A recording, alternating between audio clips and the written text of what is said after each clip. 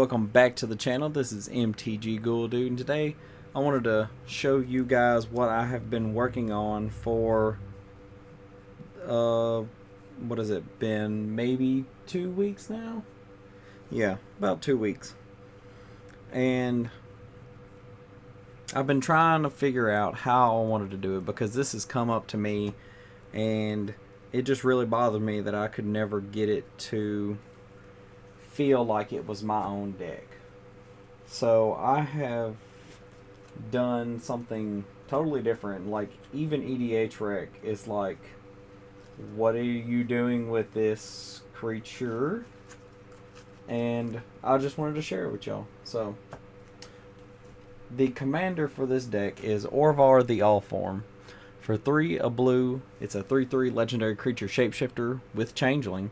Whenever you cast an instant or sorcery, if it targets one or more of the permanents you control, create a token that's a copy of those permanents. And his second ability really doesn't matter, because we're not going to be trying to push, we're not going to push to try and keep him in our hand. But before I get into the theme of this deck, I want to show you guys the ramp. So we have a Lotus Petal, a Soul Ring, High Tide, Sapphire Medallion. I pulled that out of a bundle. Mind Stone, Felwar Stone, Liquid Metal Torque, Thought Vessel, Arcane Signet, Prismatic Lens, Sky Diamond, because this is a more casual deck, Commander Sphere, Midnight Clock, Thran Dynamo to help ramp us into the spells, along with Gilded Lotus. Now this is where I get into the theme of the deck. I decided I wanted to end up going Spirit Travel. Spirit Travel is a deck that I have not even attempted to build yet. So this is me kind of dipping my toes into it, and I figured why not be different and use Orvar's ability to make more spirits. Now this deck does have a tap sub theme, which means, if your creatures enter the battlefield and they cause an ability to trigger, like they tap a creature of your opponent's or any creature, then if you're playing against a bunch of non-creature decks, it kind of just falls on its face. But because I do play in bigger pods and we do have a lot of creature-based decks usually on the table, I feel like I'll be pretty alright with this. So to start off, we have Mausoleum Wanderer, Spectral Sailor, Rattle Chains, so we can actually cast our commander at flash speed also. Supreme Phantom, Shacklegeist for that tap ability, Ghostly Pilfer. Malevolent Hermit is an include because it does have a backside that says, hey, we can our non-creature spells become uncounterable whenever he is disturbed. So that is a great reason why to include him. Dream Shacklegeist enables us to tap creatures. Nebelgast Herald is probably one of the better creatures for that tap sub-theme, because Nebelgast Herald is going to say, hey, whenever him or another creature enters the battlefield, tap target creature and opponent controls. Now, it doesn't keep them tapped, but it still does enable the tap ability. And with Orvar, we can just throw tons of tap creature spirits out on there, especially copies of him, so we get multiple taps. Patrician Geist is a lord and makes our stuff from our graveyard cheaper. Mirror Hall Mimic is a spirit and it is a copy, so we can make copies of other things like Niblis of Frost, and it has prowess, so it gets bigger when we cast instant or sorceries. It also has the ability, whenever you cast an instant or sorcery, tap creature and opponent controls, and this one actually has it does not untap during its controller's next untap step, so that actually does help. But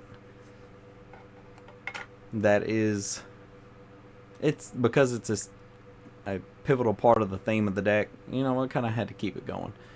Spectral Arcanist allows us to play cards from our opponent's graveyard, not just ours, as long as we have enough spirits. Undercover Operative, even though it does not have we're going to start seeing these creatures that don't have the spirit type but can be spirits. These are some of them, along with Sakashima of 1,000 Faces. Now, this kind of pushes the deck into a more powerful theme. You know, it's a little bit stronger with Sakashima. You can copy Sakashima, make a bunch of... Yeah. Spark Double. Vesuvian Diplomancy allow us, even if Orvar's not out, to go on ahead and keep making those copies. And here we go into our spells that target our creatures but don't really do a lot. Or target our lands like Aquatex will. And because if we have Orvar out there, we get to draw a card because he is also a Merfolk because he does have Changeling. Oh. There went a card. Thermoflux makes a permanent a snow or a non-snow. Draw a card at the beginning of the next upkeep. Cerulean Wisp, draw a card, untap a creature. Shimmering Mirage, land becomes land of your type. Would probably just hit an island, make another island, draw a card. Twitch, draw a card. Jolt, target, draw a card. Crystal Spray, target, draw a card. Crackling Counterpart can get really interesting because it does have a flashback cost. It might be one of the only flashback cost spells we have in the deck, but because it enables us to create a token that's a copy of target creature, we can target Sakashima and we don't have to worry about it because it's just gonna add another copy. Argent Mutation, draw a card. Infuse artifact creature land, draw a card at the beginning of the upkeep. Now these two right here are the more pivotal spells in the deck. Clock Spinning has buyback for 3, and you can just target a creature and bounce it back to your hand. And Mind Games for 1 blue with the buyback of 2 and a blue, you tap it. So that gets pretty good later on as long as you remember to make sure you tap the things you're actually tapping. So now we get into the card advantage with Idol of Oblivion. We're going to make tokens all day. Why not just go on ahead and draw cards while we can? And if we need a big creature, we'll sack it and make copies of it. Storm Chaser Drake, although not a spirit, does enable because it does, when it becomes a target, it draws a card. Wavebreak Hippocamp. During your opponent's turn, sometimes we will end up playing on our opponent's turns. Archmage Emeritus. This is a great card if you're going to end up being in a Spellslinger type deck, or if you're just going to be casting just a bunch of instant sorceries in general. Ethereal Investigator. Now this one right here, this one gets good because for 3 and a blue, it's a spirit with flying. It's a 2/3, and it investigates X times, where X is the number of opponents you have. For me, usually I'll have up to maybe 10 or 12. Really just depends on that time, the table at the time. But, you know, whenever you draw your second card each turn, you create a 1/1 white spirit creature token with flying. Teferi, yeah, Teferi. He's not in there for the take turns, but he is in there for the card draw. Verity Circle. This is where those tap shenanigans come into play, because whenever a creature an opponent controls becomes tapped, if it wasn't declared an attacker, you may draw a card. And it does have the ability to tap target creature without flying.